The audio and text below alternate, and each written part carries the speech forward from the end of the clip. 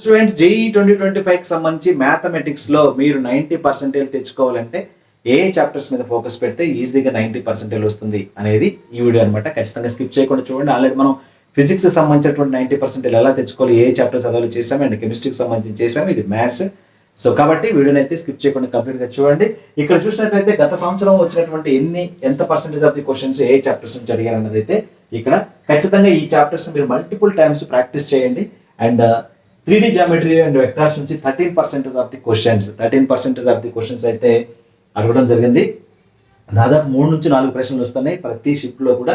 And sets, relations and functions నుంచి 8% of the questions, and limits, continuity and derivatives నుంచి 8% of the questions, integration and definite and indefinite ఇక్కడ నుంచి 77% of the question, matrices and ఆ తర్వాత determinants నుంచి 7% of question, sequence and series 6%, కానిక్స్ నుంచి 5%, binomial theory నుంచి 4%, and ఇక్కడ డిఫరెన్షియల్ ఈక్వేషన్స్ నుంచి 4%, అండ్ ప్రాబబిలిటీ నుంచి ఇక్కడ మీకు 3% ఆఫ్ ది క్వశ్చన్స్ అనమాట. ఓవరాల్ గా వచ్చి 65%. గత సంవత్సరం కూడా చూడండి సేమ్ చాప్టర్స్ లో 67%, అంటే మినిమం 60% వేసుకున్న దాదాపు 18 ప్రశ్నలు వస్తాయి. 30 ప్రశ్నల్లో 18 ప్రశ్నలు, మీరు కనీసం 15 ప్రశ్నలు పెట్టిన 60 మార్కులు.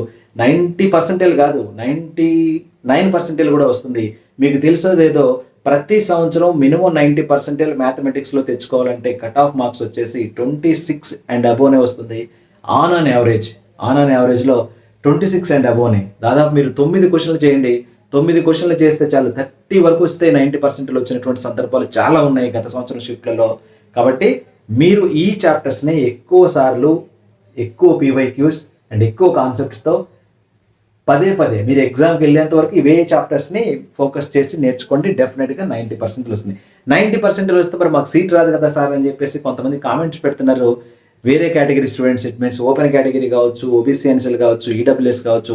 First you have to target 90%. మీకు కాన్ఫిడెన్స్ పెరిగిన తర్వాత దెన్ ఏవైతే చాప్టర్స్ వదిలేశారో వాటి మీద ఫోకస్ పెట్టండి.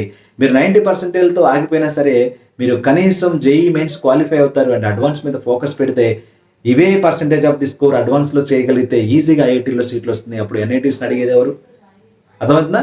సో 90% అనేది ఫస్ట్ మినిమం నీడ్ అనమాట. అండ్ అదే ఎస్సీ, ఎస్టీ, పీడబ్ల్యూడీ అయితే మాత్రం 90% is enough for top NITs లో ఏదో ఒక బ్రాంచ్ అయితే వస్తుంది, అండ్ ట్రిపుల్ లో ఏదో ఒక బ్రాంచ్ అయితే వస్తుంది. కాబట్టి ఖచ్చితంగా ఈ 90% అనేది టార్గెట్ పెట్టుకొని ముందుకు వెళ్ళండి.